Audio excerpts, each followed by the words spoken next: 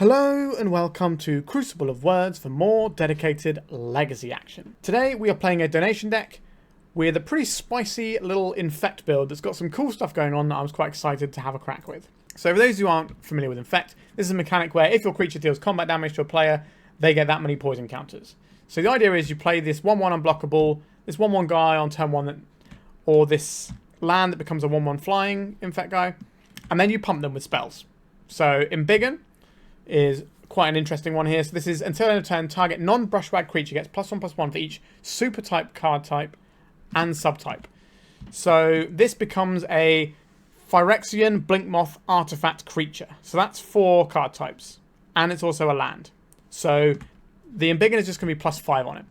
And these are Phyrexian Human Rogue, Phyrexian Elf Warrior. You get the gist, right? We're getting +4 on these, and then +5 on this.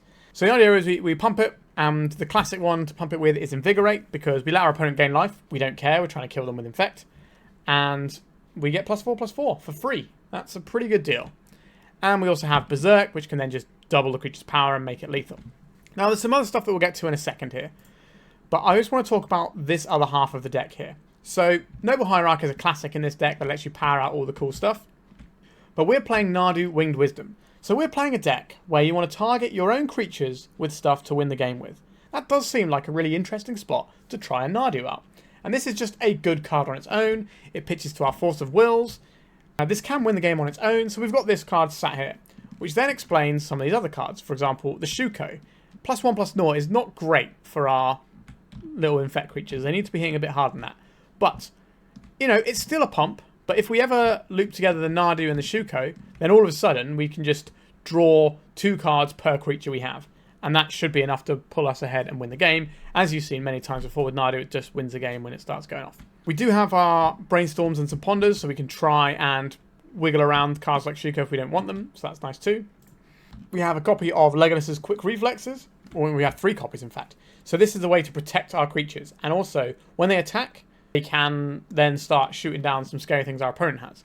So we can pump our guy and just know that we'll be able to connect with it. Because sometimes you end up playing around removal and stuff. This just says no, because Split Second is a very uninteractive mechanic. So that's kind of the gist what we're going with. We also have an oldie but a goodie. I'm really happy to be playing this one. It's been a long time. So this is Bounty of the Hunt. 3 green. Distribute 3 +1/+1 counters among 1, 2, or 3 creatures. For each +1/+1 counter you put on a creature this way, remove a +1/+1 from that creature at the beginning of the next end step. So this is another free way of pumping our creature. But if we have 3 creatures and we have a Nadu, we can spread those counters out and then draw 3 cards by pitching whatever green spell we want in our hand. Is this going to be absolutely setting the world on fire? Probably not. But it's an interesting card to try. And if you don't try these things, then you never know, right? I'm curious to see how this plays out. Also, the Nadu pitches to it too. Mana base wise, we have a Pendelhaven here, so we can target our creatures. So this is pretty good if we've got a Nadu around. We can target one of our 1/1s and pump it. This is also just a nice way of saving creatures from whatever, as well as getting a bit more damage going. We're just sort of chipping away until we do our big turn. We have 3 Trops, 1 Forest.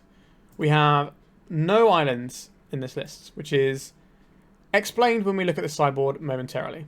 We also have a Savannah here that we can use to cast one of our sideboard cards, as well as the Noble Hierarch. Right, that's the main deck, sideboard-wise. Harbinger retires. We've got a bunch of these. These are going to be able to shut down some opposing decks, and that's why we have the Forest, so we can still have green mana, and this will give us the blue mana from everything else. And this is just really effective at shutting down certain decks. So it's a nice tool to have. We've got some Plows with some nice little mouse art on. But these Plows are going to be pretty good for us because we don't care about our opponent's life total most of the time, unless we're trying to win with Nadu beats. So we could just get rid of creatures, no hassle. And there's some creatures that we definitely need to get rid of at the moment. Grafdigger's Cage. This is a card that is something that we can just put down on the battlefield and kind of ignore and just know that it's going to keep our opponent at bay if they're doing Natural Order, Green Sun Zenith, or Graveyard-based stuff. So it kind of covers a lot of bases. Even though it's not as powerful as some of the dedicated Graveyard hate, it's still very powerful and is going to do a lot of work, but can also catch some of these other things that might be problematic for us. Then we've got some Force of Vigors to blow up some problem permanents, some Verdant Summons to protect ourselves, Force of Negation to try and fight some of the more combo-y style decks, and a couple of Triumphs and Katherine, because sometimes you just look at your Infect creature and you go, we need something else here. And we can kind of sideboard into something a little bit different, but this is just a nice fair card that can come down and can beat up on some other creature decks sometimes as well. So yeah, that's pretty much the deck. I don't think there's much else to do apart from a quick plug to say please like and subscribe, it does help. And let's just see what this looks like in action. 10 poison counters, here we come. Right, so we're on the play. We could fetch up our basic, or we could just lead off on the Tropical Island and just have the Glistener Elf and then use this fetch land to make our Brainstorm more powerful if that's the thing we want to do. So we could have a turn 2 kill here. There's no protection alongside what we're doing, but maybe we don't need it. Alright, Glistener Elf. There's not a lot of Orcish Bowmaster in the format, which hopefully gives us a little bit more juice on our deck. Alright. Our Glistener Elf ended up being a Hymn to Turak. We got 2 Force of Wills out of our opponent's hand. Right, now we're getting griefed. So we're probably just going to lose a Brainstorm. We might be losing 2 of them. Feels like a pretty standard start from the old blue-black Reanimator or Rescaminator decks. Are we going to get Reanimated on? We are. The Force of Will plus take your 2 best cards. So they've taken our 3 best cards in the first turn cycle. Alright. It's going to be a bit of an uphill struggle from here, but our opponent's deck doesn't have main deck removal outside of the Archon of Cruelty as a general rule. Now, sometimes some of them have started including some Fatal Pushes. But, alright. Because of how low to the ground our deck is, we don't actually have any hedge mazes that we can go and fetch here. Alright, they can start the beatdown. We're going to see, like, Land Frog, just sacking the Troll. Hopefully they don't reanimate this. They know their life total is a pretty safe resource to exploit as well, so they can reanimate to Heart's Content because we're not really able to punish them because that's not how we're playing this game. A Ponder. I would very much like a Ponder. If we'd have cracked this fetch first, that would have been slightly better, I think. I think the Blighted Agent is better than the Inkmoth Nexus as a threat here because our opponent has Wastelands but doesn't have very much removal. Let's just go and get some more Trops. We can get Dazed here. We can't leave it in our hand in case they can start discarding it. They've got Daze to go along with their Force of Will. Okay, they just got a second Force of Will. Okay. So they just got a 5-turn clock in play that hopefully we can ignore and just do our thing. Like, we have 2 Embiggens, so an Inkmoth Nexus is lethal. But we do need to find our creatures. I think we keep the Verdant Catacombs in hand because we can Brainstorm it away, so it's effectively another card in our hand. Alright. The beatdowns will continue until morale improves. Yep. So our opponent on the first turn cycle took our 3 best spells. And then a couple of turns down the stretch, they then took our next spell that was good. Not really sure many decks have draws that could beat what our opponents put up here. Inkmoth Nexus. So you're saying there's a chance. Yep. Lower goes our life total. But we can win the game next turn. I'm sure that would really annoy our opponent, which would be lovely. No offense to our opponent. But, you know, I'm the good guy in this situation. Our opponent's the bad guy because they're on the Rescaminator deck. Play this out. Let's crack this. So we need all the mana we can muster. Just get a forest, not show them the white mana. I would like my Inkmoth Nexus to be a creature, please. I would like to Embiggen my creature. I would then like to Embiggen my creature. At the very least, we get to kill their grief this turn. Force of Will, pitching Brainstorm. So we have 2 options here. We could Brainstorm looking for something to just win the game. Or we could take out their grief and make sure we get to play the game a bit longer. I think I would like to play the game a little bit longer. So we send the old grief away into the Shadow Realm. We put our opponent to 6 poison counters. So an Invigorate works here, another Embiggen. Do you have a Brainstorm to try and dig into something? Ooh, nothing from our opponents here. That's exciting. Okay, Brainstorm, it's your time to shine. Bounty of the Hunt. Do you know how much that actually works for us? Not a lot. We don't have another green card. Oh, I'm sorry, Bounty of the Hunt, but you look terrible here. So we definitely have to shuffle this hand. And we're only going to keep one of these, which means we probably just want to keep the Daze. So we will activate the Nexus. Go attacks. Now we need either more mana for the Bounty of the Hunt. I guess we could have kept it and tried to find a green card. That is a possibility. A Fatal Push. Alright. Not what we wanted to see. A Psychic Frog. This will kill us on the next turn. We do need to crack because our top cards of our library are completely useless. We have to show our opponent white. We could fail to find there, but maybe we do a load of cantrips and we need the extra mana here. Noble Hierarch, they will just fly over that and win the game. Alright. We put up a pretty good fight considering how incredibly busted our opponent's opening draw was. So, I like Grafdigger's Cage. The Veil of Summers here are pretty useful. Force of Will does not feel like a particularly useful Magic the Gathering card here. Plows are reasonable. They're a thing that we can do. So the problem with Force of Will is our opponent's taking cards out of our hand all the time. It just feels awful. At the moment, this is where our deck lies. Do we want to change anything else up in order to get these plows in? Or are we just trying to ignore that side of our opponent's deck? I should probably board out this Bounty of the Hunt, if I'm being honest. But don't put Bounty of the Hunt in your deck and then sideboard out every round. That's not what the people watching this want. I do like having some plows as an option to get out of jail. To get some big monster, but I don't think we have that luxury. I think we just have to keep something that looks like this. We could go down a couple of Ponders to bring in just a couple of Force of Wills, but then our blue count is probably not good enough for Force of Wills at this point anyway. We could board out a couple of Ponders for plows, or we could just keep them and try and rock out like this. I don't think we want to be trying to do Harbinger of the Seas things because they tend to have one of each basic in their deck. Okay, I will keep this. Grafdigger's Cage is a useful spell. I will not be just throwing out the Grafdigger's Cage here. I will not be throwing out the Inkmoth Nexus to cast the Grafdigger's Cage because we don't want this wastelanded. I don't really want my blue source wastelanded either. But I also want to have access to Daze. It's a bit of a tricky spot. Because if our opponent fights over this, we can fight back. Alright, we're just in. So no reanimate, no animate dead. That's something we managed to at least avoid. Now, they probably have Orcish Bowmasters from the sideboard in, but normally it's about 2 of them. We can probably beat 2. I hope, at least. So, we don't have to worry about our opponent's Daze, because we can play around it with this Hierarch. I'm playing out the Inkmoth Nexus.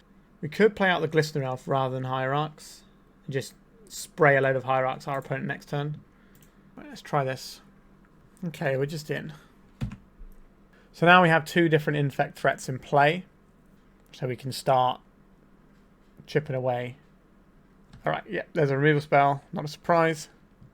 I don't think that's where we fight with our Daze. Could be wrong. Yikes. Okay. Now the rebuilding phase. I don't want our opponent to see the Shuko until it's too late. Let's jam a couple of these. Because we didn't have any, like, real way of pumping our creature, apart from the Exalted triggers off the Hierarch, I didn't really want to throw our Daze into protecting our Glistener Elf. Now, our opponent having the Wasteland as well is definitely a pain. So they're throwing away a land, a card and bouncing their land in order to stop a Noble Hierarch coming into play, which isn't too big of a deal. Now, we don't have much going on, but we can just do a Shuko and get the Nadu going, and that can be pretty savage.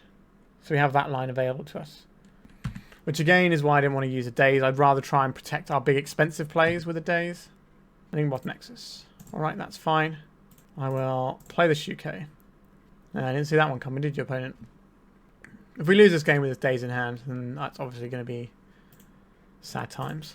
But we now get to bash for an almighty 2 damage. Alright, so our opponent's turn. They're just playing a land and passing.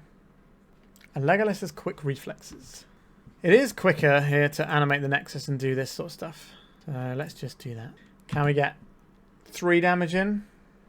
An Orcish Bowmasters, you say? I would like to float a blue mana and try and Daze this. There is a Force of Will. So now this comes in and we... Legolas's quick reflexes. Nothing for you. We take 3 here. And then we add some mana with this. And we kill their Bowmasters. Not a bad turn, all things considered. The Shuko will fall off now. That's fine. My opponents used 2 of their removal spells, and they are a little bit light on the removal spells. So maybe we can get there with this little Inkmoth Nexus.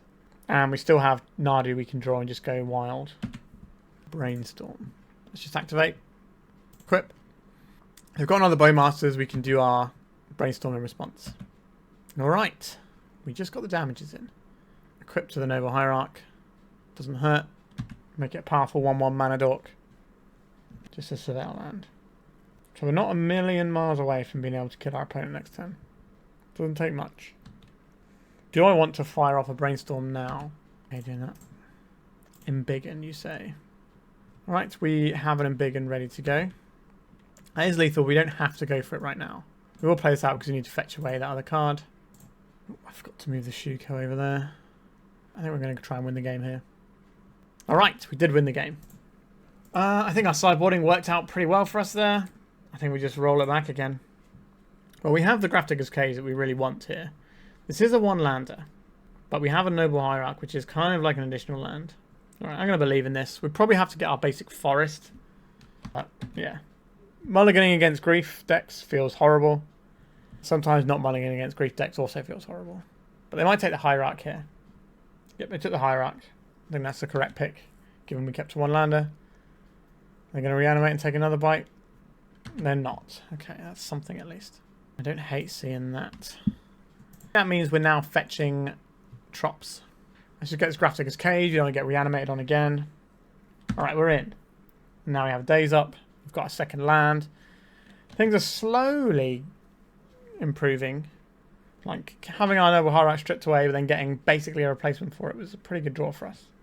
And we managed to get in with the Grafdigger's Cage, which surprised me. I thought we were due for getting dazed. Obviously, they knew we could daze back, I suppose. Okay. A Noble Hierarch. So we could Brainstorm here and drop, or we could just drop the Hierarch and hold up the Veil. That seems reasonable to me. Fatal Push. So they know we have a Veil here. Is this a creature that I desperately want to save? I think so. If our opponent wants it dead and they have limited removal in the deck, then we want to keep it alive. We also found an important creature for our game plan. Ponder from our opponent. Hopefully this Grafdigger's Cage is doing a lot of work against our opponent. But it could be like Borrower and then untap into and reanimate and then we're just in the dirt. But we are fighting the good fight. A Murderous Cut. Do I want to Daze this? I think I do. Daze probably isn't getting much better. They seem really keen to take out our Noble Hierarch. Let's try his Brainstorm out for size. Our opponent can't Bow Martyrs at the moment. Berserk is good. The Blighted Agent is good. The Daze might be relevant. The Nadu is not worth playing this turn. Am I playing it next turn? Probably not. I guess we didn't really want the Berserk that much right now either. Right, I think we'll just put these two on top for now. And then I think we're just going to go for the Blighted Agent here. Right, we've got a Force of Will. I think I'm okay to counterspell this one. I'll take that 2 for 1. The last Daze was good. Alright, opponent, you spent a lot of resources and you don't have anything to show for it yet. We're just going to get bodied by something here. 3 mana. Harbinger of the Seas.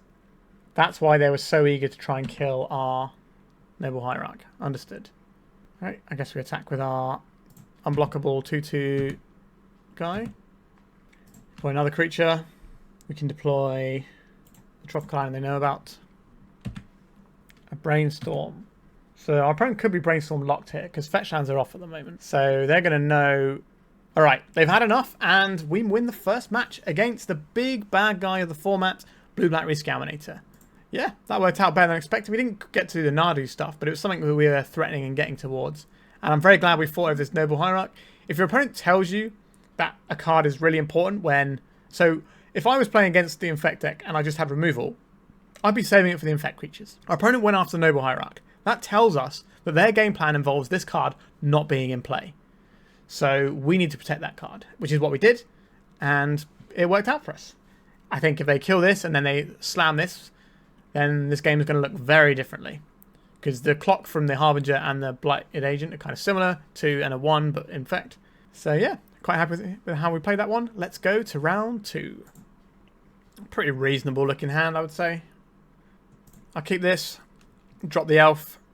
We have a Daze to back it up with and an Embiggen. So we're basically a Berserk away from where we need to be. Or maybe we'll draw Bounty of the Hunt. And it won't be so good for us. If we have a better creature to push through, we'll just let that happen. Pitch the Lore and Reveal. That doesn't give us the most of information about what our opponent's running. Flooded Strand. Misty Rainforest. Not really where we want to be. The Trop. So now we have to worry about our opponent's own Daze here. Or, I'm just trying to work out if we can afford to play around. Oh, no, I think we just want to... We want to jam here. Because our deck doesn't necessarily get better over time. Alright, it's a Force of Will. Pitching an Ure. Okay, so we've stripped a bunch of cards from our opponent's hand. We've cast 2 Hymn to Turax, basically. But now we don't have a game plan. This also tells me that my opponent probably doesn't have any removal in hand. And the Euro shows us that they're probably some kind of Bant or Bant adjacent control deck. Quite how many colours they want to play, we don't know. But the fact they didn't get anything at end step off that Flooded Strand is really curious. Like, surely you get a Surveil land or something. Okay, we're on the Bud deck rather than the Bant. A Psychic Frog. I do not want to play against Psychic Frog. This will just win the game on its own if you turn the amount of cards I get. If they've got a Daze here, then sure. Alright. We get to keep playing Magic the Gathering. We now have more cards in our hand for the purpose of the Brainstorm if we can draw one. I did not manifest the Brainstorm. That is the antithesis of the Brainstorm, that one. Oh, poor Bounty of the Hunt. You're no Force of Will, are you? But it does have some great art. I think we can all enjoy a nice little deer running away. Not a big fan of it being hunted by dogs, but do still like a nice deer. Alright, our opponent's surveilled. They left their card on top. Not really what we want to see. This is probably a matchup where our Harbingers can come in as well. And Embiggen. I guess we play the Misty Rainforest because we want to have a fetch land in play for Brainstorm purposes. We can probably hold the Savannah for now. We don't want to show our opponent the white, and we can shuffle it back in. Alright, so we're looking at 4 colour. We definitely want the Harbinger of the Tide, is what you're telling me. This means our opponent has Source of Plowshares and stuff in their deck. Okay, so now I think I want to play the Nadu out and have the Savannah so we just have more mana to work with. How do you feel about Nadu Winged Wisdom? Once it's in play, we can... Another one! Triple Force of Will. So we have the Embiggen that we could fire off as a cycle. And we could discard 2 cards to draw 1 with Bounty of the Hunt. Alright, our opponent is Hellbent. So now would be a good time to draw something of worth. If we find an Infect creature, it's going to be good for us.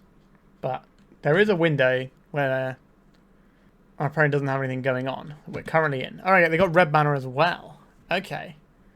So we're probably looking at Leyline Bindings and Up the Beanstalk, that sort of jam.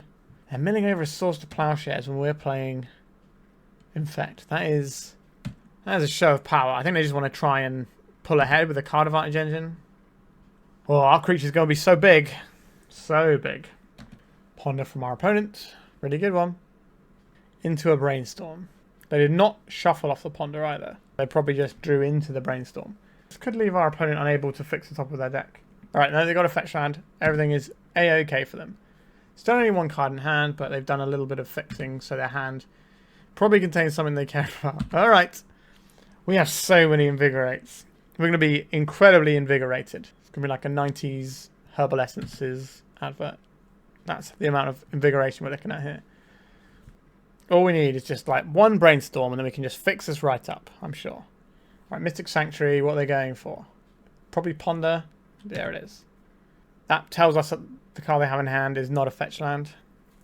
It's probably a business spell of some description. And yet another Force of Will, perhaps. Or a Plow. It's certainly not anything they can commit to the board. Now, mana looks like it's going to be pretty awkward trying to cast the old Uro. Psychic Frog. Okay, this is where it all starts falling apart unless we can immediately put a creature into play. Okay. Step 1, put the creature into play. Step 2 is have it live. They have to give their frog flying, otherwise we can easily gulp it up here. I don't like this pause at our end step. We're getting plowed. Yep, plowed it is.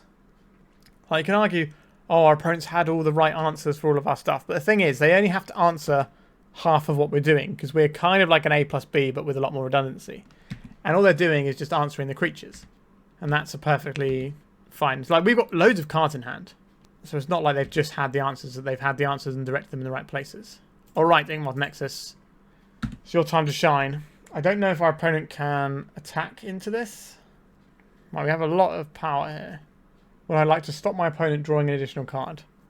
Leyline Binding does not kill Inkmoth Nexus. Flooded Strand. They might keep the Psychic Frog back on blocks. But Berserk does get around that. Or we could be seeing something like a 4th Eorlingus here. They're pausing on the attacks. They don't know if they want to attack with the frog or not. This tells us they don't have a clean answer to what we're doing, which is exactly what I like to see here. Right, so we'll play this Inkmoth Nexus out. Which one entered the battlefield this turn? Oh, don't do this to me. How do I know which one entered the battlefield? I guess we have to activate this one. And if it's the wrong one... Alright, this is the summoning sick one. That is a bit of a problematic interface. So this can't tap for mana now. That is annoying. I will not lie, that has annoyed me. Just no way of telling on the interface. Alright, let's make it large. Alright, they just didn't have anything. Somehow, our opponent had a lot more cards than us. Yeah, they saw 6 more cards than us. But eventually we got there. Alright. So, like I said, we want these Harbinger of the Tides. That's going to jam our opponent's business right up. The question is, how much do we care about their creatures? Well, I guess the idea is just to kind of ignore them. Frog is annoying because it has the jump ability, so it can get in the way of some of our guys. I think the quick reflexes into the control deck is exactly where we want to be. Same with the Nadu. I'm sorry, I'm going to board out this Bounty of the Hunt. As cute as it is, it's asking a lot. It's asking a lot. How useful is the Daze going to be? I'm not big on it on the draw. So how many? We got 6 plus 7 is 13, 16, 20, 22. So we could board out a Daze and still have enough blue cards. I think the Force is more likely to be a relevant card here than the Daze. We could try something like Force of Vigor to try and blow up our opponent's like leyline bindings in response. Because if you do it in response to the trigger, nothing ever leaves. But I think just having the reflexes is a lot cleaner way of dealing with that. Kind of a weird one. I think we keep it though. We got a pump effect. We've got an Inkmoth Nexus. I don't believe our opponent is running Wastelands. I think you can run it in the build. Okay, so our opponent's going to have a lot of mana here. Yeah, so you can run the Wastelands in the build with fewer colours. But I think when you get up to 5 colours, the Wastelands is probably a little bit cheeky. Alright. Alright, let's just play the Nexus out.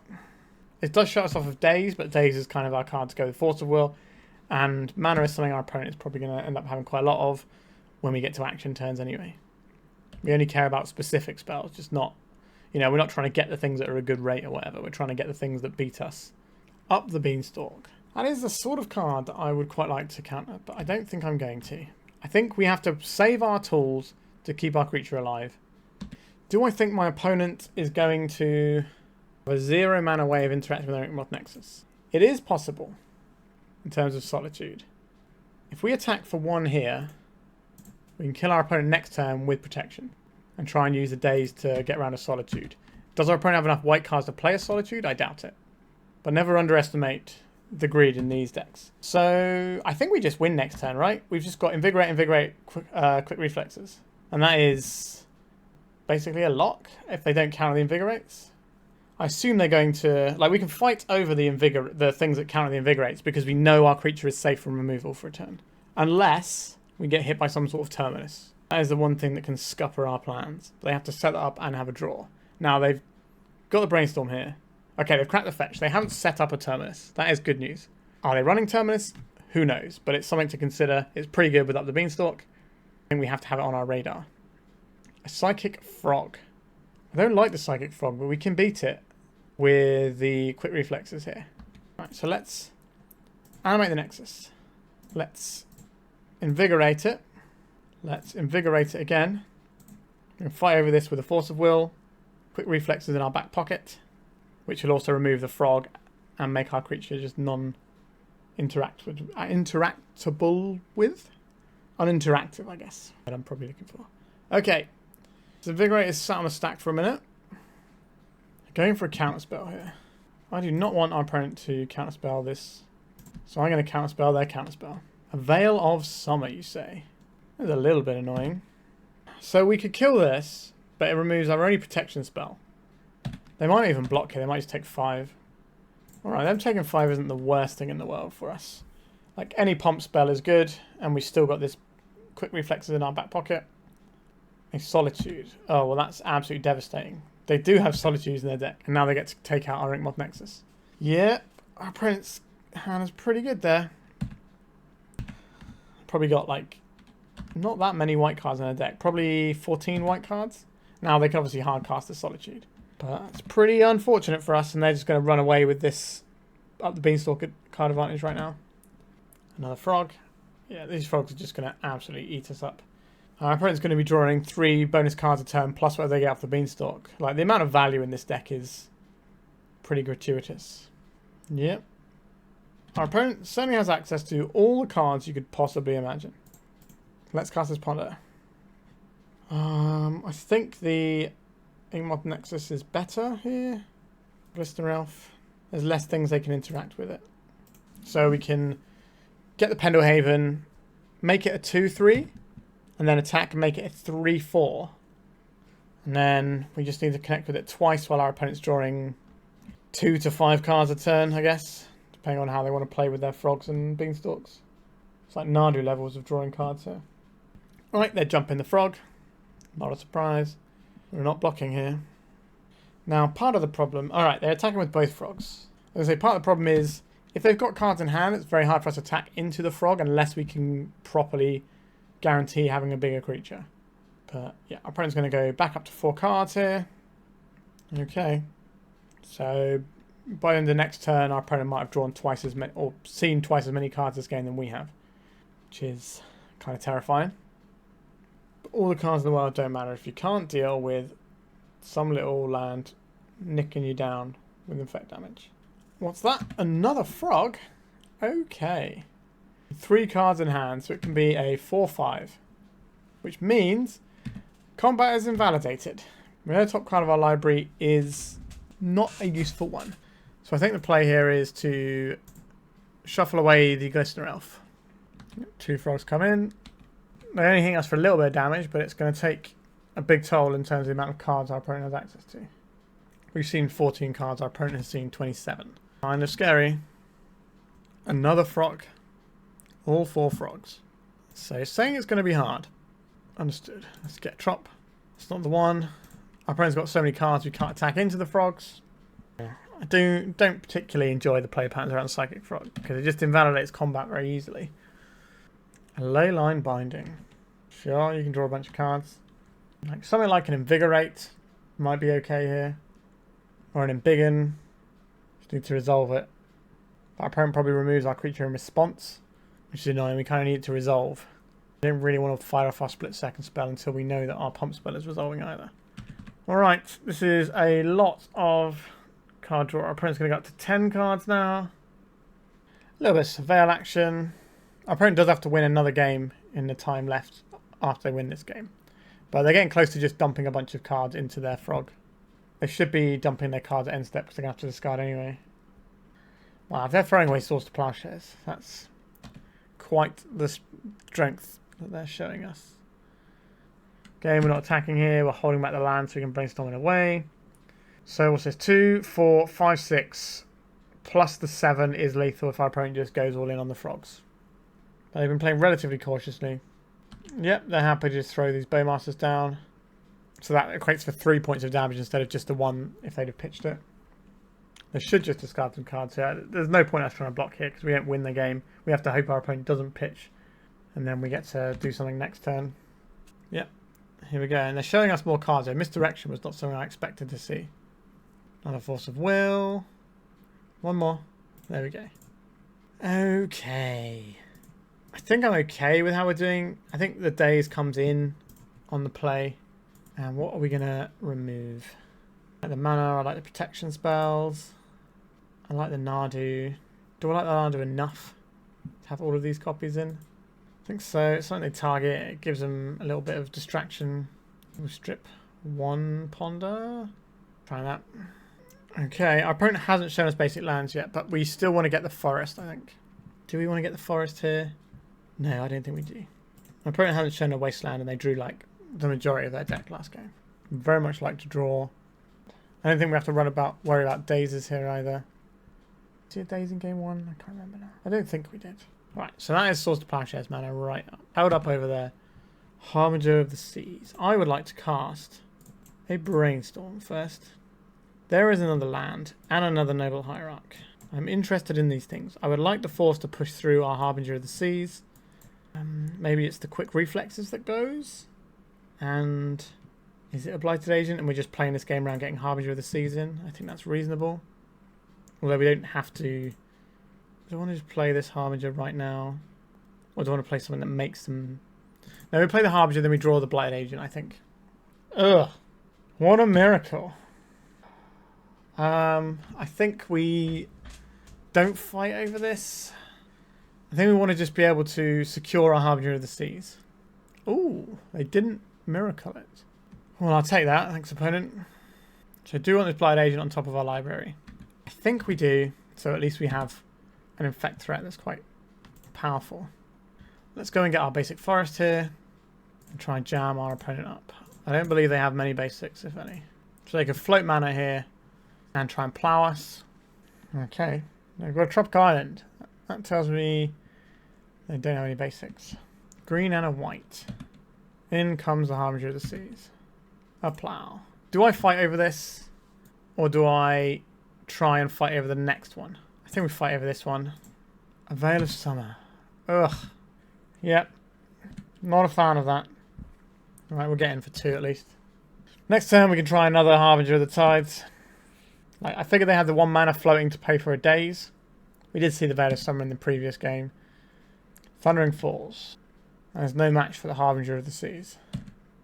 Alternatively, we could just start playing Blighted Agents and try and force removal out on these. So I don't want to play the Harbinger of the Seas into what is quite obviously open removal mana. My opponent's not really a big deck for tapping out. They also only have 4.5 minutes to try and win the game. If they don't have something like a Fourth Lingus, that might prove difficult for them. There we go. There's a Leyline Binding that was telegraphed very obviously. Goodbye, Blighted Agent. So now we have to worry about Orcish Bowmasters. That's Noble Hierarch. Put out this little guy. Go attacks. Got some real damage coming in actually. Crack it for 3 a turn. That's a Delver's worth. Hitting the Blighted Agent. Our hope is to try and exhaust our opponent's removal, stick the Harbinger of the Seas, and stop our opponent being able to play the game, and then we just get to beat down with Hierarchs and Harbinger of the Sea for like 3 to 5 damage a turn, depending on which one's attacking. It's a game plan. And Undersea Sewers, get some more selection going. And the White Swords are getting pretty close to casting the Terminus. Okay, this is a nice thing to have alongside it, I would say here. So we go blue, blue, blue. Let's try this. We've got the quick reflexes to protect it if they're trying to remove it. If they're counterspelling us, then that sucks. What can you do? Is this the hardcast force? Looks like the hardcast force. Yep. Right, in for 3 again. Like, we're doing it. We're getting there with the Noble Hierarch beats. Maybe we could embiggen our creature. It's got, what, 2 types? Yeah. Cheeky Giant Growth. There's the Terminus. Yeah, that was what I was afraid of. Glistener Elf. So now I have to start all over again with poison damage. There's a Ponder. Our opponent has under 3 minutes to actually win this game, though. An Orcish Bowmasters. Are we saving our Glistener Elf here? Is it worth saving? I think so. It also slows our opponent's clock. I'd rather they've done this on attacks, but it's fine. So this means they don't get a 1-1, and they don't kill our guy. But we are hellbent. Pendelhaven wouldn't be the worst here. Well, there it is. Our opponent's got 2 minutes 20 seconds. I'm just going to sit back on defense. Sure, you can brainstorm. It's a nice use of good 20 seconds of your clock. If they do have the Fourth Lingus, which is what I would imagine you'd be playing red for. Or like Pyroblast. But why would it be your Thundering Falls and your red source? You kind of just want a red source that you could get untapped and immediately cast a Fourth Lingus if your opponent's trying to keep you off of red. They did not shuffle off this Ponder. As a Psychic Frog. Only 1 card in hand though. But that's going to be jumping every time. I don't care about this land. If I attack, they can block with 2 guys. That's 3 damage. That will kill our creature. We will only like shrink a frog. Okay, I guess we're passing. Our opponent's got 1 minute 35 seconds now. Jump the frog. Attack. Alright, they're attacking with the Bowmasters. That suggests to me they have a second Bowmasters. Or they're just really worried about time. Nope, I think we just hold them back. Swords to Plowsharing our Glistener Elf. I will gain an additional 1 life. They have 69 seconds. What they should do here is dump a bunch of cards into the frog. There's 1. Just the 1. A Glistener Elf. Sure. This can block for a turn. And put some -1 counters on that frog if they give us a chance. Is this a Leyline Binding? A Solitude. Okay. Gain an extra 1 life. That's 2 life we've gained off of that. 36 seconds. Say 5. Okay. You should be able to kill us on the next combat step. A Ponder. Into the Bowmasters is kind of awkward. But I think we need to do something here.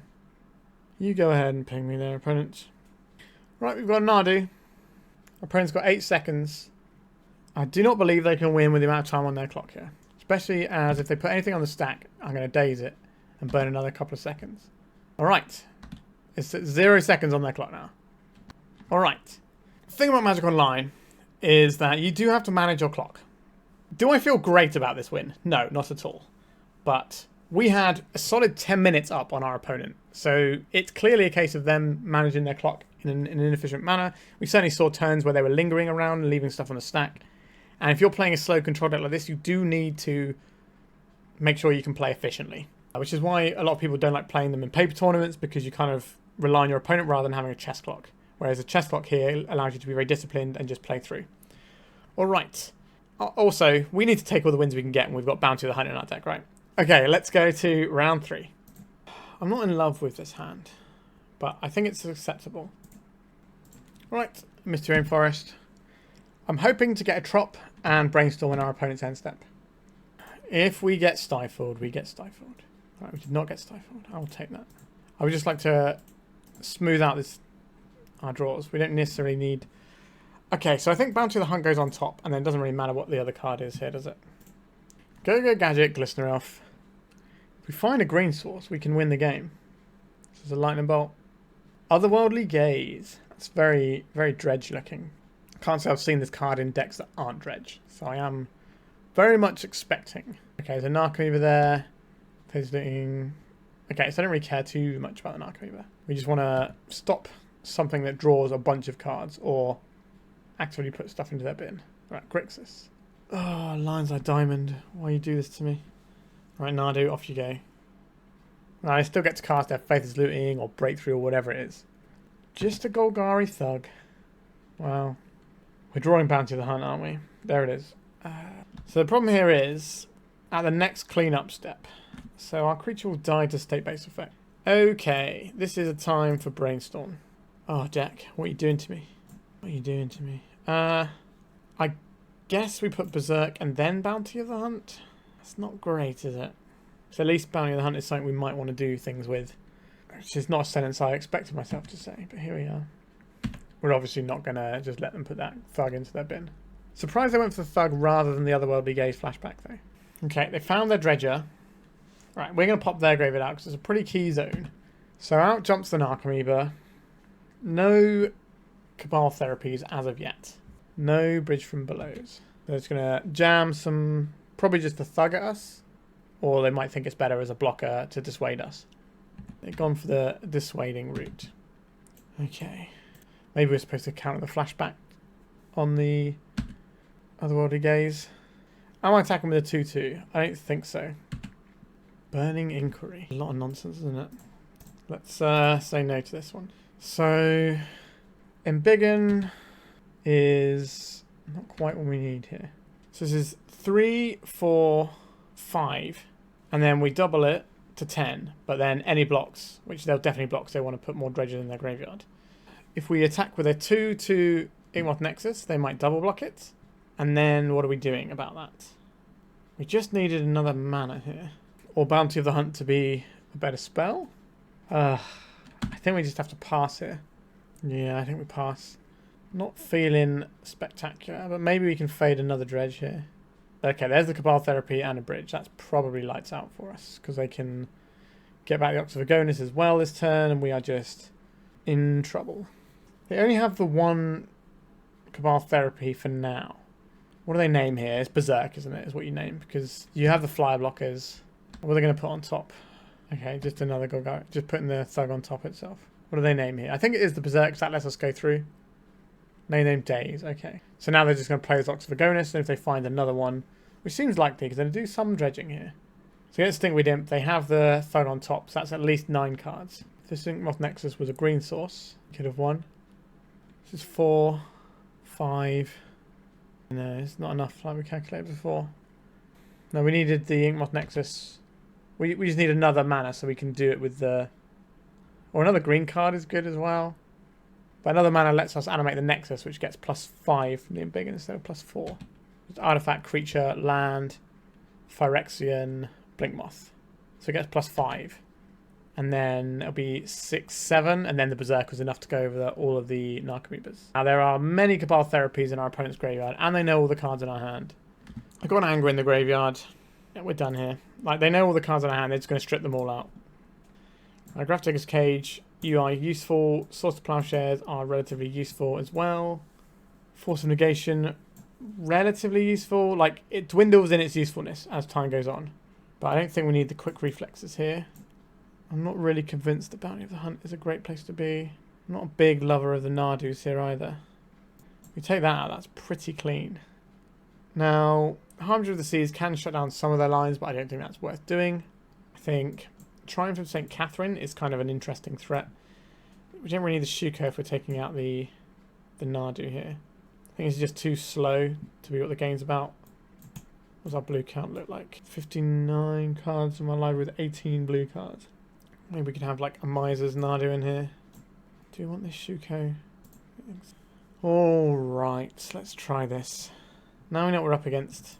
No. This is turn 1 Hierarch, turn 2 Blighted Agent, and then turn 3 kill. I'm putting back the Brainstorm rather than the... A Leyline of Sanctity. I'm putting back the Brainstorm instead of the Ponder because we want all the cards in our hand. So we'd be looking just for the best replacement so the Ponder sees more cards. So the turn 3 kill, if we can avoid getting touched too hard by the wombo combo potential of our opponent's deck. I don't know what our opponent's defensive spells are like. But we're going to get a Cabal Therapy targeting us. What would you like to name? Going to name Blighted Agent, or are they going to name a Pump Spell? I don't think you name Glistener Elf if we played out the Hierarch. So the chances of them naming Blighted Agent are reasonably high. Yep, there you go. A swing and a hit. So there's our turn 3 kill gone. But hopefully our opponent's hand is relatively slow. Alright, Ponder. Glistener Elf, you will do.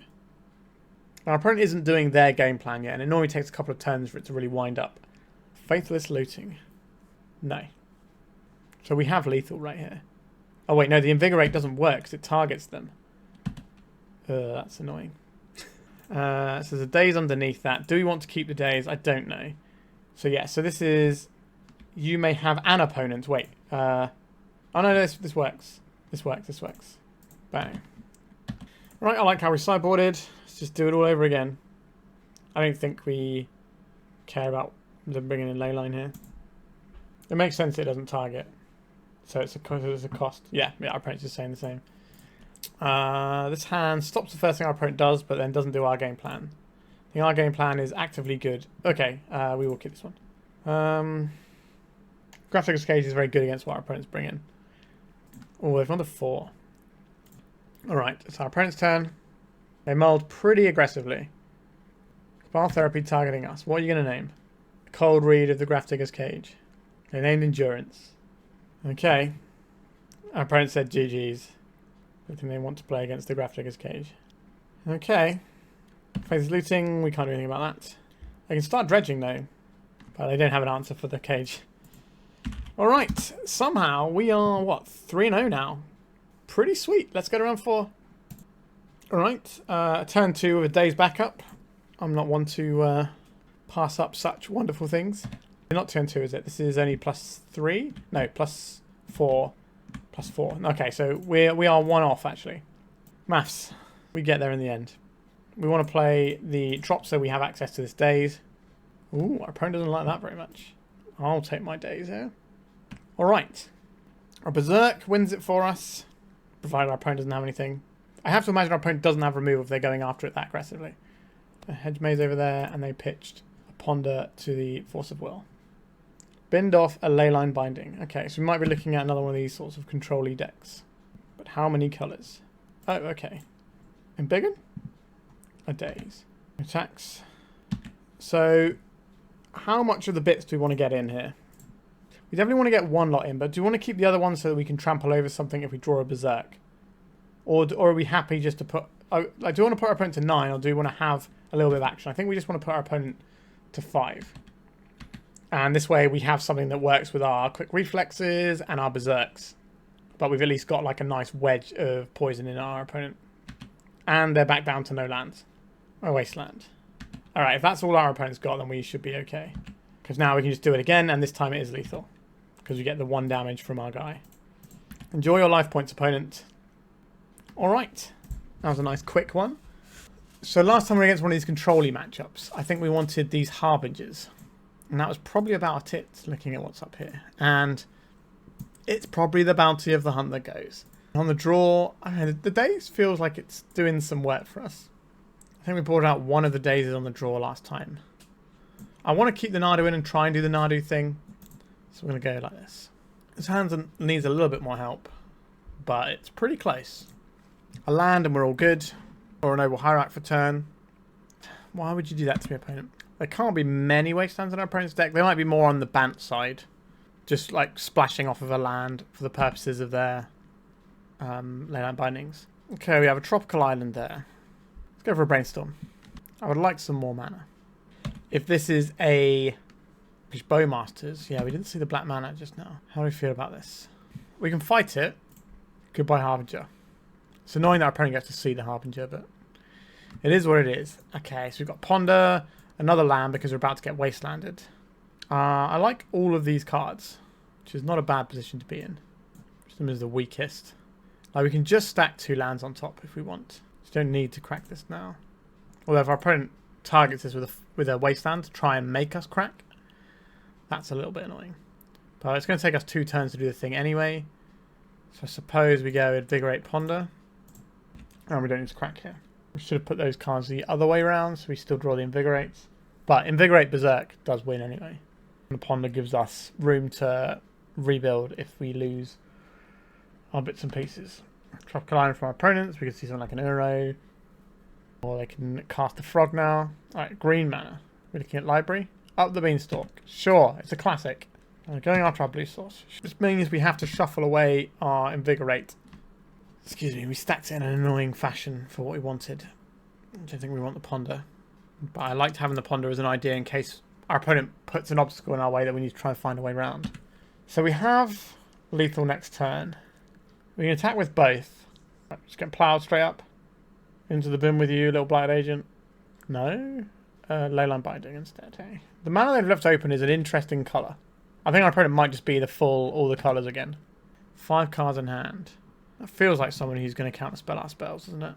Do we just go for it now? Or do we try a Ponder and just play the Blighted Agent? I think we're just going for the Ponder here. Because our opponent probably has a Fatal Push or something like that. Fatal Push stocks have risen pretty high. Force of Will, Noble Hierarch. I think we want 2 Force of Wills, please. So we can have the Force of Will to back up next turn when we go for our Inkmoth Nexus kill. I'm expecting this to get removed. A Daze. That's annoying. I was hoping it was removal rather than a Daze. You know, 5 colour Daze, Beanstalk, Leyline Binding deck. It's a thing, isn't it? Okay, so our opponent's got some cards over there. Things are not going to get better for us. I think we can safely assume that one. I would like to go to attacks. Our opponent has a lot of mana. I don't just want to windmill into it. I think we're just going to take 1 damage here and be grateful. It's a plow. It is a plow. So we would not have succeeded here is what I'm being told. So we didn't blow all of our stuff immediately. They're about to just cast another plow, is it? Yeah. This is why we didn't go all in on the cards we had. Ponder from our opponent. They did not shuffle off the Ponder, but did not develop their board at all. Right, here's that little Hierarch we have to draw. Right, so we played out our Hierarch. This is not going to be doing a lot of infecting. And it's going to take a fair amount to make it lethal in regular damage. Mystic Sanctuary from our opponent. They can just go and get back a Source of Plowshares and keep that in hand. Getting back a Daze. Like, we are kind of hemmed in on mana over here, so it's not an unreasonable thing to get back. Let's try the Blighted Agent. We can pay through the Daze. Okay. We're going to see some removal here. Do I want to attack? No. We know our opponent has a Daze. I don't want to attack and give up the mana we can use to pay around a Daze if we have to protect our creature. Alright, we're just going to lose it again. That's why they didn't get a plow. They already had one. This is the stage of the game where if our opponent finds a reliable recursive draw engine, like Beanstalk is great, but if they have something like an Uro or a Frog, then the game just absolutely runs away. Alright, they kept off the Ponder again. So we're going to cast this Brainstorm because we have to. Our opponent's going to play a Bowmasters, and the game's going to end pretty soon. Force of Will, pitching a ponder. That leaves our opponent with 1 card in hand. Is the Daze, I believe, that they put back on top earlier. I guess we're attacking for 1. Oh no, they've also got the card they drew off the Beanstalk as well. But if they've got a Bowmaster, it's going to kill our Hierarch anyway. So there's no harm attacking into it. Ponder from our opponent. Another Beanstalk. Alright, this is where things get a bit silly. It's a Murktide to draw 2 cards. It is, I'll take 1 draw and then probably scoop. There it is. So we need to draw a creature. Pretty sharpish. Like a second Murktide grows this one as well. Verdant Catacombs is not the one we wanted, was it? Alright, let's just pass. Our opponent's being a lot more respectful of their own clock than our last control opponent. It is a shame they've seen our Harbinger of the Tides, though. Let's see if we can see any more little extra things they've boarded in here at all. It's just good blue-white magic for the most part. Just some other nuts and bolts. Yep, frog. So we take 8 here. Next turn we take 8, 9, 10, 11, 12, whatever. Alright, Brainstorm. I'm not sure what you've got to come up with, but it's got to be absolutely spectacular. Alright, they've got the Force of Will. That'll do. Okay, so I want the Daze back in on the draw. Right, let's see if we can try and take down another control opponent and keep our winning streak going. It does stuff, this hand. I'm not totally enamoured with it. I think we lead off on the Pendelhaven, weirdly. Need to get the Hierarch down. Have more mana available. Start throwing these Inkmoth Nexuses at our opponent. Get that Pendelhaven action going. We can bash for 3. And then the next hit is lethal. So potentially like turn 4-ish. But obviously our opponent's going to have stuff to say with that. But this time we have Legolas' Quick Reflexes, which is the last word in interactions for sure. They did not shuffle off the ponder. An Inkmoth Nexus, you say. I'll crack in for a cheeky 1. So next turn we can activate the Nexus, attack with it, with Pendelhaven, get 3 points of damage in. Next turn we can do the same again and actually win the game, in theory.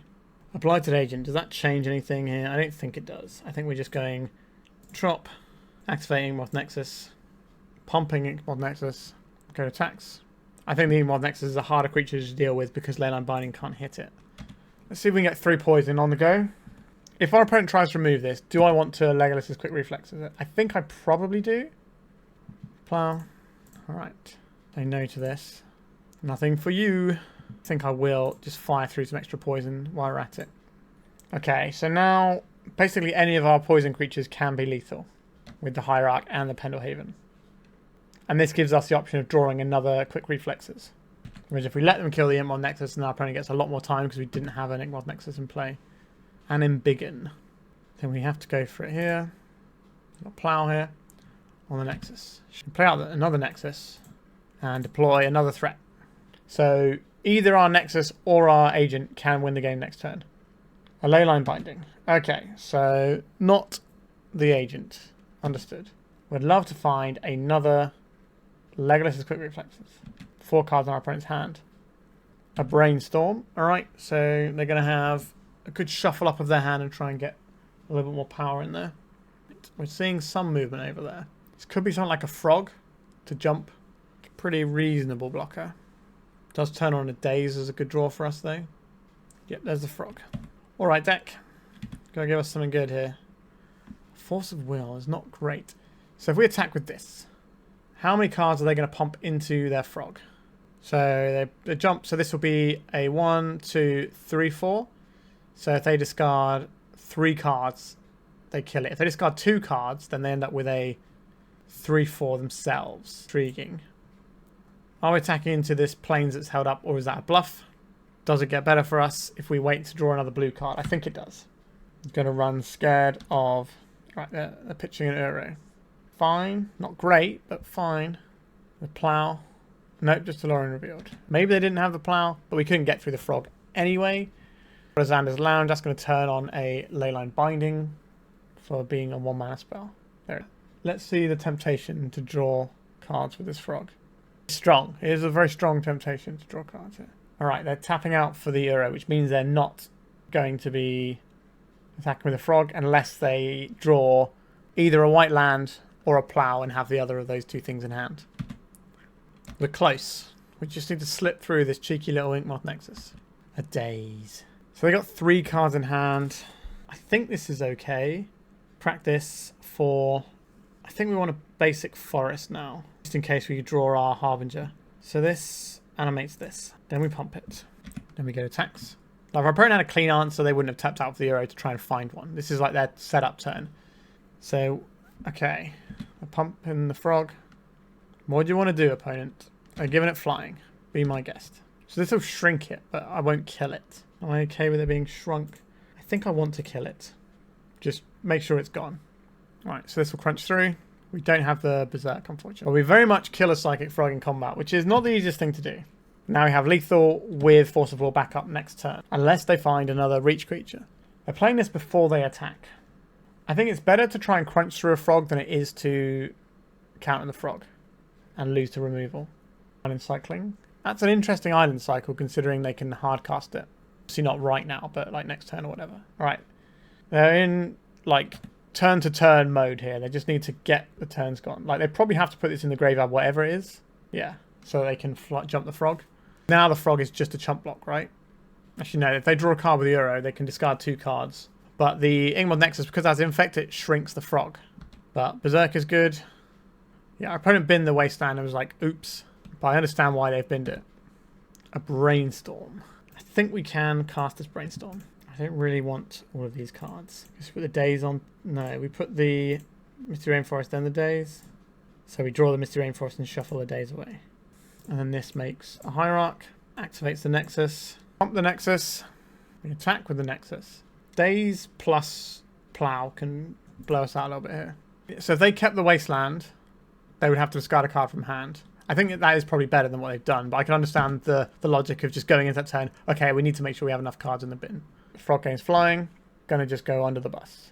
So our opponent doesn't have a removal spell in hand. That's what it tells me. Certainly not one that hits Nexus anyway. It might just be like a leyline binding. So depending on what our opponent plays, we have to work out what they would have played, what they wouldn't have played if they had it in the hand last turn. So in comes the Euro. Yep, you got lots of life. We can take another hit after this as well. So our opponent knows if they're dead or not. Alright, so now they're brainstorming. So they're not dead. Are we supposed to counter that brainstorm? It's an interesting proposition. When our opponent has 5 mana open and we haven't really been playing anything for them to Force of Will, kind of makes me think they might have a Force. Is it another frog? It's a Wasteland. Well, that is absolutely devastating for us. And that's probably the game. Ponder to boot. It's got to be good. Very good. We knew that was on top actually, didn't we? Some little damage in with our Hierarch. I'll cast the Force of Will here. Because we're shuffling anyway. So the Harbinger is no longer looking like a great draw for us. Because our opponent's set up with a scary thing. So they can just kind of ignore everything else and just batter us down with the Euro. Where are the hasty infect creatures? That's what we need. Like a Bowmasters. This shuts off the hardcast Force of Will. Oh, I hate this, but I think it's correct. If we didn't attack with the Hierarch, maybe we wouldn't have to do that. So now we take 6. Next time we have to chump. But yeah, our opponent's just got this repeatable source of card advantage. When all of your big threats draw you cards, that's pretty scary. See why a lot of people are getting pulled towards these bug decks at the moment. Obviously this is not a bug deck, but... Okay, alright Nadu, what are you going to do? If they target it, we could flip an Inkmoth Nexus into play. Our Pendelhaven does not target any of our creatures. Here comes the Leyline Binding. Goodbye Nadu. We're going to flip. A Berserk. It's not the one we wanted. We could have turned that into another card by targeting our creature. It would have been good to cycle that then. I don't really know how we'll win in this game at this point. Our opponent is quite far ahead. Color decks of Wasteland. They'll get you sometimes. When you give our opponent's creature trample, it'll kill it, but it will kill us at the same time. There's a Ponder. Embiggen. What is this? Human Druid creature. So +3. That makes it 4. Not 33. That's what maths is telling me. It's not 33 damages. So even if we draw anything good now, it's not good enough, right? Because we're just in the abyss now. Yeah, we're done with that one. That was a tough match. I think we definitely have the tools to win these sorts of matchups. Maybe we want more Harbinger of the Tithe to help in matchups like this. Because that card does feel like an absolute slam dunk. But we missed our window. Our opponent milled a Wasteland and we might have got lucky, but they found another one. We certainly left ourselves open for draws that could win us the game a few times. Like, okay, a quick Reflexes here is game, but we just didn't draw it. Yeah, tough. That's the win streak over, but we're still going into the final round looking for the 4-1, which is not a bad record at all. So let's see if we can put that one on the board. Well, this is an Island Ponder hand, but it's not the most stable. It kind of already feels like a mulligan because we have the Bounty of the Hunt. We do have some interesting tools. Alright, I'm going to keep the Ponder Island and hope we get there with it. I think it's a reasonable thing to do when we have a nice Bounty of Tools. Bounty of Tools. Noble Hierarch is kind of like mana, but sometimes it is definitely not like mana. So if we, next turn, play the Glistener Elf, turn after we do win with this hand, because we pitch this to Bounty of the Hunt. Okay, everyone wants to see a win with Bounty of the Hunt. This is probably not correct, but it's what I'm going to do. So we put the Invigorate on the bottom, then the Hierarch, then the Elf and the Hierarch, because we don't want to have our thing discarded. Although if we're getting hit by a bunch of discard, then it's going to be a bad time for us anyway. Alright, I'm determined to try and win with this Bounty of the Hunt. Don't waste that on me, please. Why would I say that? It's just going to happen. Oh my god, it's a Bloodstained Mire. We're not dead. Well, we might be dead in a different way. In a way where our opponent does something broken that wins the game, rather than us just not getting to play Magic. Underground Sea. Okay, that's not our fight. Which was Bauble, sure. I'm going to use this to flip their Delver. You want to fight over this? They don't want to fight over that. That tells them that we don't have a second land, which is a scary thing to tell a Delver opponent. Try to avoid that. Is this just straight up Grixis Delver? Or is this like the straight up blue-black one? Force of Will. That's a pretty useful Magic the Gathering card. There's the Wasteland. There it is. We knew it was coming. A Fatal Push. Well, I don't think we can allow this. We need to keep playing this game. Alright, they've got a Force as well. They obviously wastelanded us before we could do any Daze stuff. This is just lights out now. Alright. We've got no Infect creatures. The reason I got rid of the Blighted Agent is because it's going to be expensive to cast. And I was all in on that Glistener Elf. And it was not the way to be. Oh, Ponder. Betrayed by Ponder. Or my bad decisions. Don't think I'm going to blame Ponder for that one. Like, statistically, we're relatively on to hit a land there. But it definitely sucks when we don't. At least we're going to be put out of our misery relatively quickly. Oh, a Forest. That allows us to cast a card that doesn't do a lot in this particular board state. How big can this get? 3, 6, 7, 8, 9. That is not enough. Psychic Frog. If we draw a... No, we can't pump our guy or do anything here. Yeah, alright. Our one lander did not pan out. It had a lot of good tools in it, but again, it did not pan out. What would I like in a matchup like this? I think there is arguments for a selection of things. Our opponent does not have removal that reliably gets rid of Triumph of St. Katherine from what they should. So these are some options. Obviously, we're going to board our Bounty of that. We tried our very best to make Bounty of the Hunt win us the game. And it was just not a thing that happened. Do we keep in the Force of Wills? Like, they're very good at protecting us trying to win with this sort of stuff. They're very bad just generally against a deck that's so efficient. Like maybe we play a very different game here. We cut back on some of our... I do like the quick reflexes still. We peck away with these for a little bit. Maybe don't have to go super big with the Berserks. Oh, I do want to be able to target some of our creatures. Are we doing something really wild and just boarding out like the Glistener Elves? That seems a ridiculous thing to do. Just board into this package. Or is this package wrong? Are we not supposed to have these things? Like a Force of Will here. Maybe these Veils aren't good. And that's back to almost where we started. That's just some Harbinger of the Seas. To try and shut off our opponent's removal colour. Alright. I'm going to try this. I understand the plows, but I don't know if we can... Oh! Okay. This is the first time we've been given an option to try and do the Nadu thing. We do have another land. It is a colourless land. I think that means I'm just going to play out the Inkmoth Nexus and the Shuko on one. Because if we get our Inkmoth Nexus wastelanded, I don't care that much if we're going to do the Shuko thing. Just a Ponder. That's excellent. That gives us a little bit more breathing room. Alright, is this the game we finally get to do the Nadu thing that's in our deck? I believe I am casting Ponder here. Land, Harbinger in the Seas, which is kind of has a little bit of anti-synergy, I would say. I think we'll put the Reflex on the bottom and the Harbinger, and we'll take the Misty. Okay. Do I want to jam a Nadu into Daze? If we don't have to use our Force of Will, then yes, because we can do it twice. It's just a hard cast Daze. Nope, we're getting a Brainstorm in the combat step, because why not? Full power to you. Okay, so our opponent's removal colours are red and black, so that's why the Harbinger of the Seas is in there. We can just use that to protect what we've got going on. Right, they're cracking in the second main phase. Just using all the phases. And a DRC. I don't think that's what we're fighting over here. I believe if we cast a Nadu, our opponent will try and counterspell it. I think I will get a forest here. We have the Harbinger upcoming. And I just want to have the forest in play in case we draw a land that is a non-forest.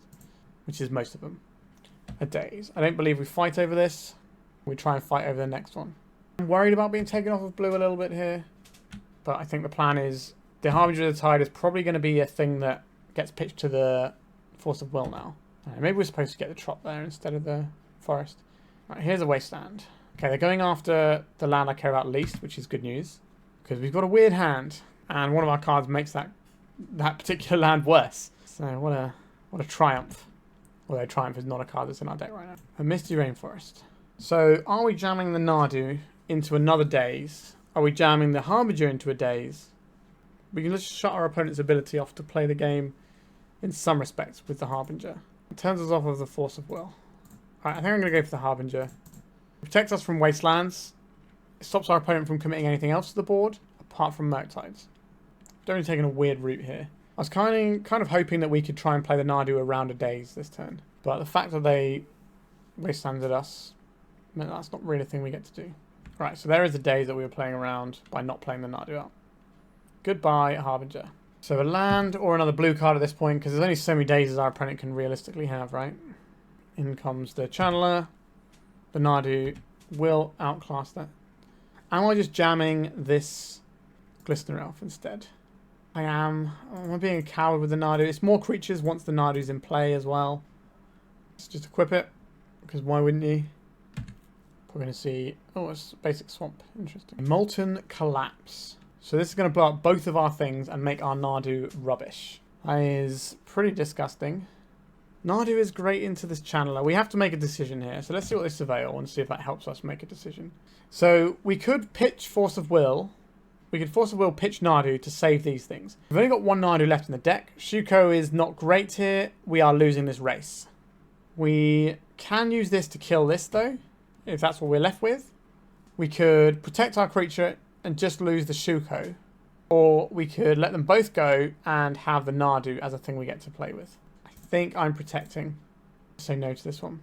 We pay through a Daze. If they've got Force of Will, then I guess it doesn't really matter that much. They do have a Force of Will. Yikes. In that case, we have to protect our Glistener Elf, because that's all we have going on. Yikes. I won't fizzle the Molten Collapse. It will just get rid of the one target it can do. It completes as much of the spell as it can. This means that we can draw runner and maybe win the game. This isn't great. So Pendelhaven is off now, but lightning bolts can't hit our face. So we can be relatively sure about the amount of clock that's left. And so this is a 3-turn clock most likely. So if we draw the right thing this turn and next turn, we can be okay. Alright, this is Murktide, so we're just dead. Big Daddy Mercs. Maybe we're supposed to just change things up entirely and just do the whole... I don't think playing Triumph works though, because we have one white source that's in our lands to play Triumph off of. Yeah, we just got bodied there. Yeah, I don't think we're supposed to bring in the Triumph plan there, because it just doesn't work into the wastelands and stuff they have access to. And they can outclass it with Murktide anyway. Plows, maybe that's where we're supposed to be. So we finished with a 3-1. So we started out strong and it kind of fell off at the end. But, you know, we split the games in one of those matchups we lost. We split the games in a lot of the matchups today, though. And we did beat, like, really solid decks. It's not like we were just playing into people playing weird little brews. So the deck did a reasonable job of itself. Let's talk about it. So there is a big elephant / elk in the room in Bounty of the Hunt. This card, as cute as it is, we never got to use this. We did have one game where if we didn't get wastelanded, this could have won us the game on turn 3. But obviously that didn't happen and we got crushed. I don't think the rate on this card is good enough. I understand that it combos nicely with Nadu, but I don't think we're a very good Nadu deck. Right? This is kind of like... right, let's move these things out of the way. So Nadu in this deck is what I would describe as a win more card. So we're putting some bad cards in our deck to go with Nadu, who is a good card, don't get me wrong. Nadu doesn't mind what we're doing with the rest of our deck either. You know, we've got things to target our creatures. The only problem with that is, if we've got other creatures and we're targeting them, we don't really need the Nadu, because we're already targeting them and doing our thing. If we've got just Nadu on its own, and we don't have, you know, are we cycling our Embiggens just on the Nadu? Maybe, that's fine. Seems okay. And the Shuko is not like a great amount of power to our creatures. It's rarely going to make the difference. Like, obviously, yes, if you pop off with the Nadu, it's great. But we're not really a Nadu deck. We're quite low to the ground. We're lower to the ground than Nadu is, because it's a 3-drop, although we can power it out with a Hierarch. But we need to run Hierarchs rather than the Delighted Halfling, because we're mainly casting spells rather than creatures, like non-creature spells, sorry. So our Nadu is a 3-drop that is quite likely to get dazed and just be a struggle to cast. Especially since, you know, we've got some colourless lands in our mana base as well in the Inkmoth Nexus. So it just feels a little bit tricky to get Nadu to work. I think you either, with a deck like this, you either lean harder into the Nadu, which is a thing we can do. So you could run some more Shuko type stuff, go up to the full 4 Nadus. I think a Nadu over the Bounty the Hunt would probably be fine too. It does pitch to Force of Will. But yeah, so we have more Nadus and more Shukos. So we have that plan that we can just sort of kind of stitch together some value and backdoor. That might be okay, but I think what we have at present is we have a bad card that, you know, yeah, sure, we can draw 3 cards from it if we have 3 creatures in play. Or if we have 3 creatures in play, we're probably doing fine if one of those creatures is Nadu as well. So I don't really think we need the Bounty of the Hunt here. Generally speaking, I think some of the things we're doing is fine, but I do think there is a lot of tension by including this. Like, this is a lot of spells we're missing out on. So we could have 2 more Ponders, just to help us do our main thing that we're trying to do instead of like this Nadu thing. We could also have some more pump spells, because sometimes we didn't have the pump spells. You could have more creatures, but I think that's a different mana base, which is a deck that I would like to explore, but we're not quite ready for that yet. Like, overall, the deck gave a pretty good accounting of itself, but it felt like we were playing this deck that had these 5 cards sort of dragging us down every now and then. Yeah, sure, we could get some counter magic out of our opponent by playing a Nadu, but that was about it. And I was not really convinced by this package. I don't think it made the deck better. I think it made the deck worse and just gave us like this very slim % chance to do something really, really cool alongside the other stuff we're doing, but it just didn't feel that necessary. Also, the Savannah in the mana base does make our mana base a little bit worse. It also means that we're trying to play a bunch of white cards on our sideboard. And how reliably are we going to be able to cast this Triumph? Is that a thing we actually want to do? I don't think this is the backup plan. I think if you wanted to, you could run like Nadu and some Shukos as a backup plan in your sideboard rather than the main deck. And I think I just prefer a straight up blue-green Infect deck. Just have a mana base that you can like work around. We can have one of each basic if we wanted to. And that way we could be able to play on basics.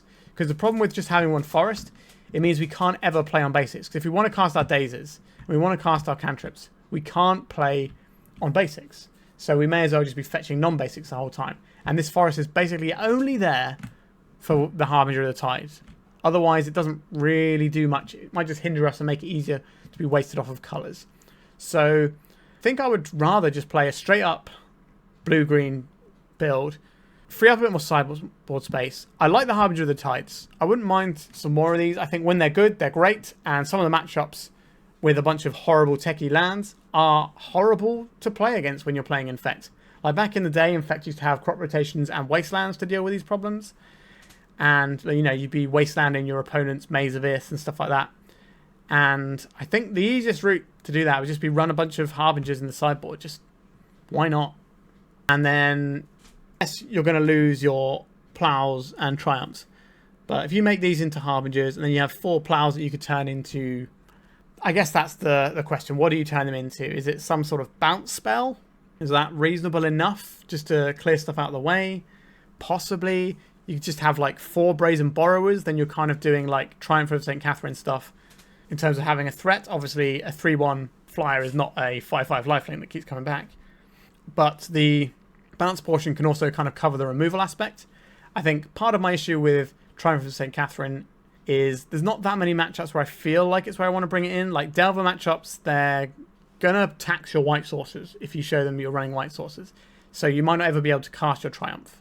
And they can outclass it with a Murktide, so it's not great there. Any white deck is just going to remove it with a Plow, so it's not really relevant. I think against Eldrazi it's okay, but the Eldrazi decks are so big they can usually work around it. And if you've only got 2 of them, how reliably are you getting them? What's the margin you're getting on that by skewing your mana base? I don't think it's worth it. Now, the Swords to Plowshares I think are worth it if you want to play white, but I don't think going fully into Triumph is. I think I would like to try a straight-up blue-green build rather than the one splashing. I don't know 100% what that looks like. I'm saying I think a lot. Alright, so in my opinion, you want to either lean into the blue-green build. I have ideas, which might be wild, for a many-coloured Infect deck, which I would like to play on the channel at some point. It's something I've been working on in the background, but I don't really play a lot of Infect. Another problem with Swords to Plowshares in matchups where you really want it like Eldrazi is those decks are pretty high on Chalice against white decks.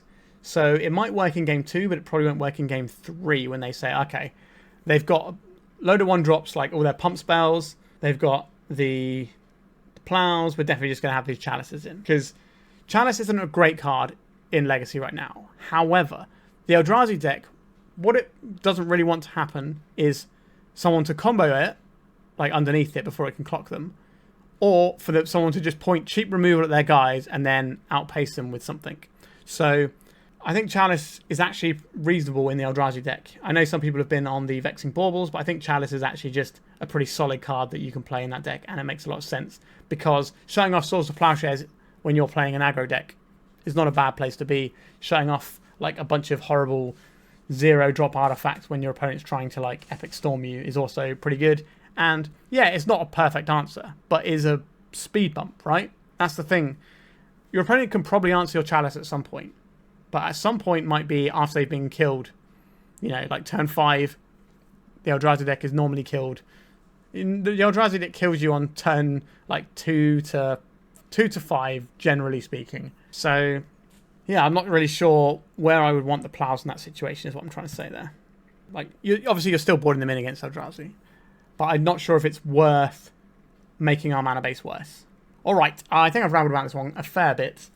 Considering we had like 5 cards in our deck that were kind of blank, I thought we did pretty well for ourselves. Alright, have you got any thoughts on this one or where Infect should be going right now? I'd like to hear it. It's obviously a bit of a tricky deck to play in the current Legacy power levels.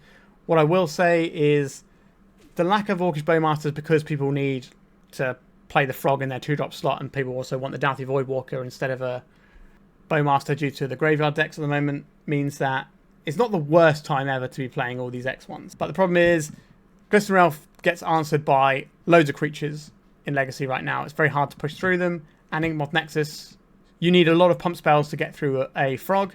And if you don't have the Berserk, then you're not going to be able to go over the top as well.